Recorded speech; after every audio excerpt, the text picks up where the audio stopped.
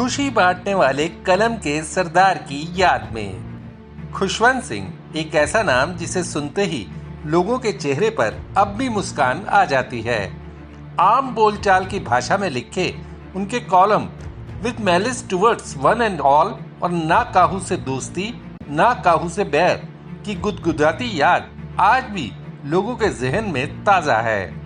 कलम के उस सरदार को समर्पित है खुशदीप की खुशबत्तियां। हमाम में सभी नंगे होते हैं, लेकिन क्या आपने कभी किसी कॉलेज स्टूडेंट को सिर्फ चड्डी में रेगुलर क्लास अटेंड करते सुना है? मध्य प्रदेश के बड़वानी के शहीद भीमा नायक शासकीय स्नातकोत्तर महाविद्यालय में ऐसा नजारा रोज देखने को मिलता है। यहाँ कन्हैया अवास्या नाम का छात्र चड्डी में ही हाजिरी लगाता है। अर्थशास्त्र, हिंदी साहित्य और राजनीति विज्ञान विषय लेकर इस वक्त बीए सेकेंड ईयर की पढ़ाई कर रहे कन्हैया को बचपन से ही कभी कपड़े पहनना पसंद नहीं रहा। माँ ललिता कपड़े जोर देकर कभी पहनाती भी थी तो फाड़ देता था। कन्हैया ने अपनी बड़ी बहन की शादी में भी चड्डी में ही हिस्सा लिया। कन्हैया स्कूल तक तो चड्डी में ही जाता रहा, अब कॉलेज में बस ऊपर कंधे पर एक तौलिया रख लेता है। पढ़ाई में तेज कन्हैया को फोटो या वीडियो खिंचवाना भी पसंद नहीं। घर में कोई खींचता है तो मोबाइल से डिलीट कर देता है। खाने में बस दूध रोटी पसंद है। घर की बकरियां चराना भी कन्हैया को बहुत भाता है। कबड्डी का अच्छा खिलाड़ी कन्हैया बाइक भी चड्डी में ही चलाता है।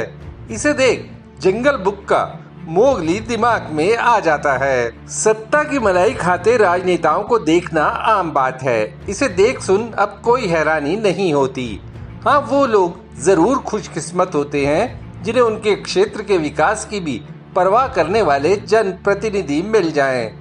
इसी कड़ी में महाकाल की नगरी उज्जैन लोकसभा सीट की नुमाइंदगी करने वाले अनिल फिरोजिया ने जो किया उसकी कहीं कोई मिसाल नहीं मिलती।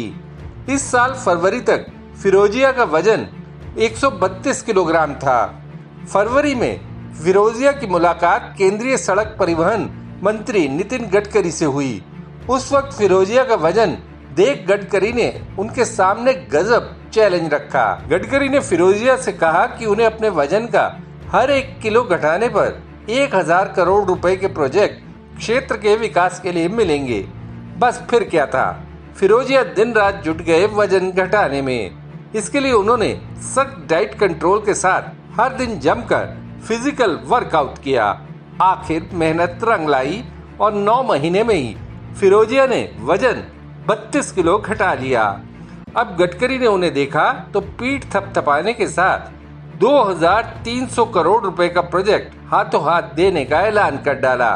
अब जितना वजन फिरोजिया ने घटाया है उससे वो गडकरी के वादे के मुताबिक 32,000 करोड़ रुपए के प्रोजेक्ट उज्जैन के लिए पाने के हकदार हैं। यानी गडकरी पर अब उज्जैन के 30,000 करोड़ रुपए बकाया हैं। खड़क सिंह के खड़कने से खड़कती हैं खिड़कियां और खिड़कियों के खड़कने से खड़कता है खड़क सिंह।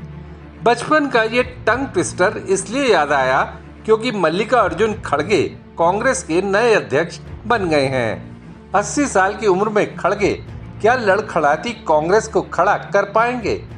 खड़गे कांग्रेस अध्यक्ष के चुनाव में क्लासी और हाईफाई शशि थरूर को जरूर मात देने में कामयाब रहे।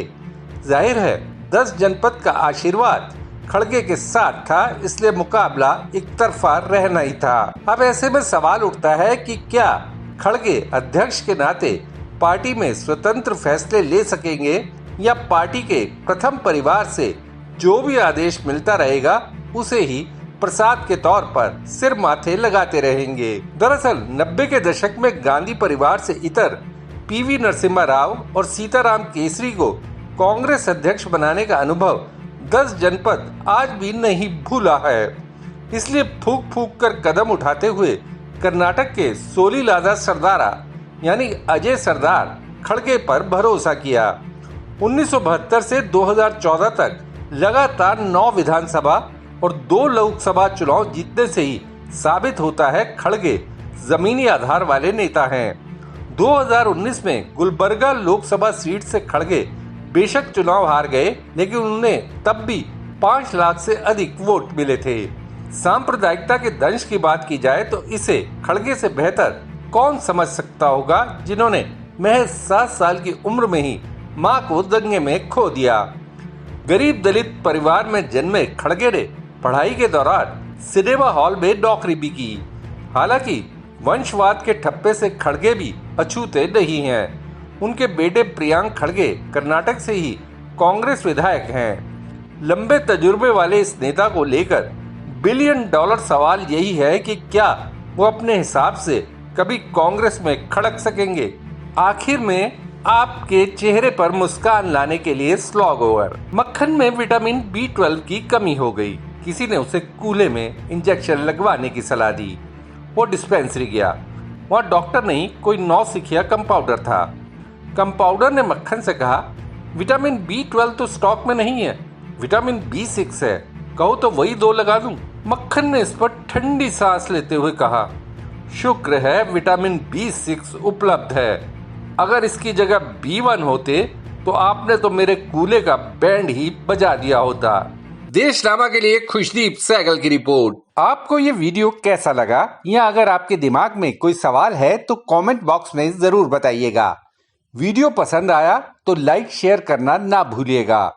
आपने देशनामा को सब्सक्राइब और नोटिफिकेशन के लिए घंटी वाला बटन दबा ही दिया होगा। फिर मुलाकात होगी आपसे, तब तक के लिए नमस्कार।